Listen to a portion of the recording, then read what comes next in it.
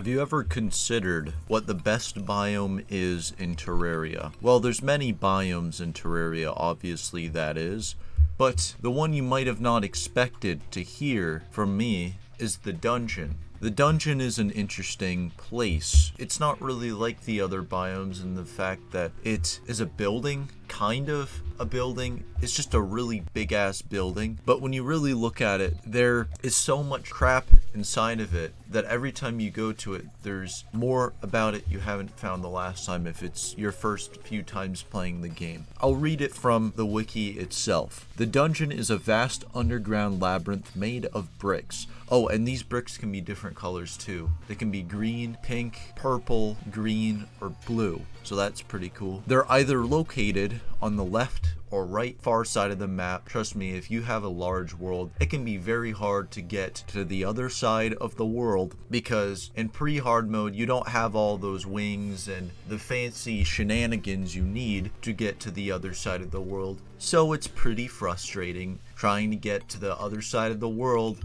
when you're in the middle of the world. Unless you have a bed, of course.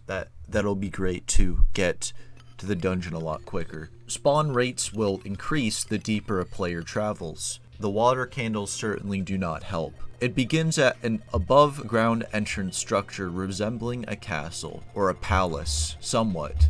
It extends near underworld depth, but not quite. You'll see a bunch of lava when you get down there, so you know that you're close to the underground. But if you have a pickaxe that can mine the dungeon brick and you want to go to hell afterwards, that's perfect. You can absolutely do so. There are different dungeon brick wall patterns, and also if you play the PC console or mobile version of Terraria, the cracked dungeon bricks exist, and these are no fun. We've probably at least seen these the first time and went, what the hell is this shit? They really need to do some repairs in this place. And of course they haven't, because they're skeletons, and I don't think that that is their first priority. They're almost identical to the original dungeon bricks, but they're a little different. Oh my god, bro. Fuck you. The funny thing is I just lost internet while recording this several hours ago, so I've come back, cooled enough steam off because I was really pissed off that my internet wasn't working. So, where were we? Let's talk about keys. The keys are a rarity, except for the dungeon slimes. I like them slimes because they drop the key, and when they drop the key, it's all the time. The other enemies, however, it's pretty unpredictable, and you really don't know when you're gonna get your next key. Once you get those keys, you can get many of the items inside of the chest. You got some of the really cool things. If you go on the wiki, they're called unique treasures. I'll only read off a handful of them, but you'll get the general idea once you get to this. You got the handgun. It's a handgun, all right. Aqua Scepter, magic missile. I like flinging that thing around. Blue moon, just a spiky ball. Cobalt shield, Muramasa, shadow key, valor, and bone welder. Those are the items that you can get in hard mode Post-plantera from biome chests after you defeat Plantera. There's the biome chests, which they're their own separate chests, and they all only have one item, but each of them is pretty rewarding. You got the piranha gun, Scourge of the Corruptor. I can already tell what that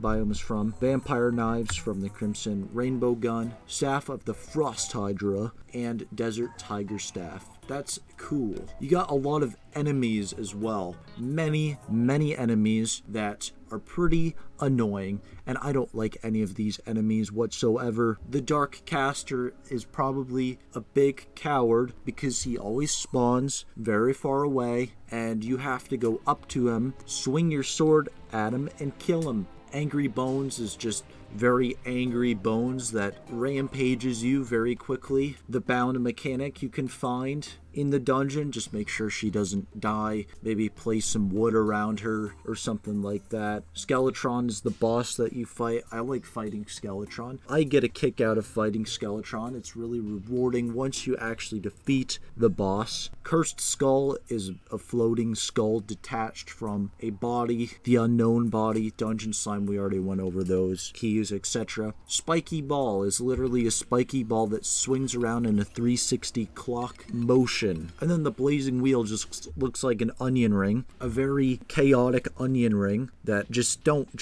hit. Okay, Dungeon Guardians. Fun fact, if you kill the Dungeon Guardians, you get the dungeon key, which you get a baby pet Dungeon Guardian, I guess. And then the Dragon Skull, surprisingly, is not on all the versions. Once you get to Post-plantera, things get a little spooky and wacky. You got the blue armored bones. There's different variants of these enemies, and then there's rusty armored bones. They kind of look the same. They're just, got some metallic corrosion going on. Hell armored bones. They look like warriors that would serve under Hades. Paladin looks pretty damn awesome. Looks like a really jacked hollowed armor. OP armor. Super outrageously Giga Chad hollowed armor. Necromancer is this evil emperor looking dude because he's hunched over that shoots bolts of lightning. Ragged caster shoots things at you. Diabolist really likes fire. Now that's a true pyromaniac. Skeleton commando.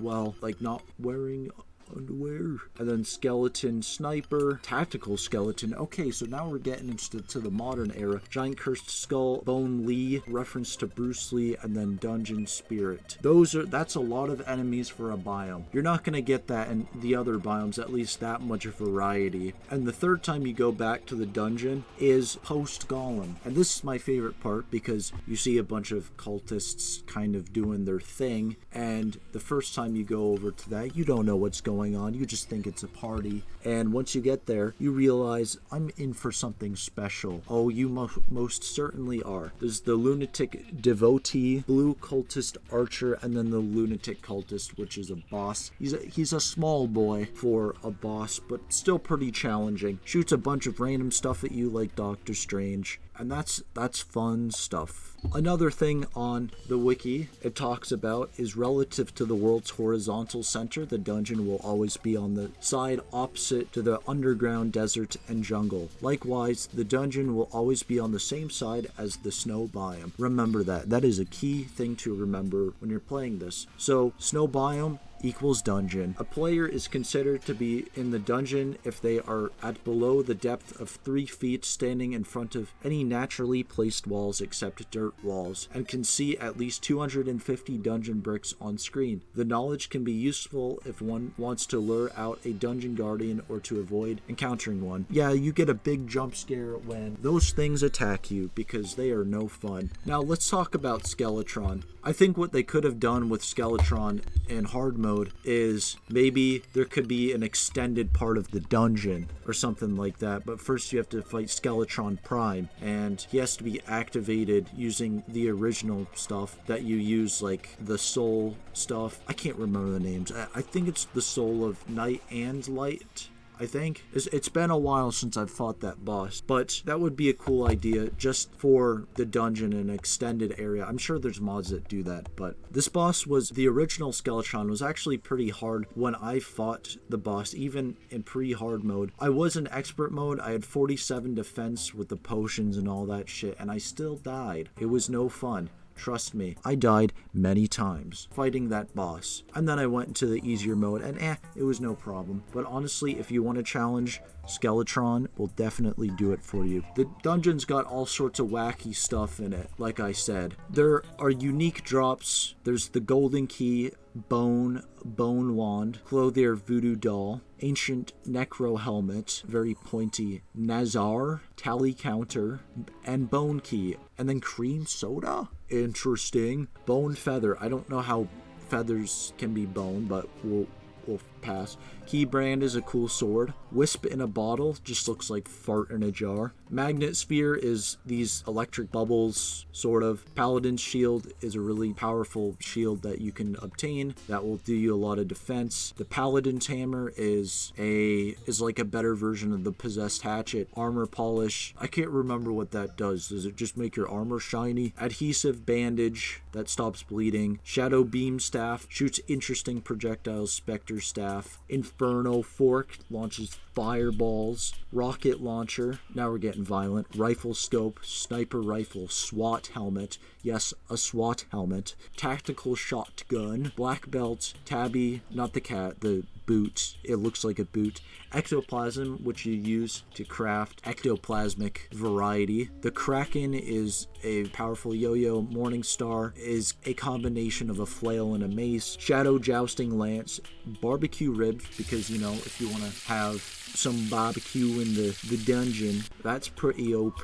Then coffee. Through plundering, you can get, as in plundering, like stealing shit out of the dungeon. Not to mention, we all really like to steal furniture out of the dungeon. That's the best stuff to do, honestly. Sometimes I just go into the dungeon just to get all the stuff, because that's the most fun part out of anything in the entire game, is just decorating your house with stuff that you don't even need to. But it's fun to anyway. There's the water bolts and just a regular book that doesn't really do anything. Dungeon brick, lesser healing potion, mana potion. Oh, and you can get lesser healing and lesser mana on a platform, so that's cool. Spike, I hate spikes so much. They do so much damage. Water candle, alchemy table, bewitching table, you know, the magic voodoo stuff. Dungeon furniture, there's a lot of that stuff. And then there's a lot of paintings too. A lot of interesting paintings. Yeah, if you just want something to explore once you defeat Skeletron, definitely look into the dungeon. It's better than any restaurant. Trust me, they got barbecue and all that good stuff that you can find, and it's for free. It doesn't cost money. So, like always, I enjoy Terraria and I enjoy reviewing different aspects of the game. I have future ideas in mind for what I want to do, and this should be fun. This should be interesting for the future. So that's about it for this video. That's all I have to talk about. If you guys like the video, give it a like. If you dislike the video, give it a dislike. If you want to see more content from me, check out my other videos. I got other reviews. I got a gameplay of this series. I play Roblox. I play pretty much other games as well. Obviously, subscribing helps out my channel tremendously, so if you're interested in seeing my other content, check it out and yeah, subscribe. Okay, have a good day, guys, and see you guys in the next video. See ya.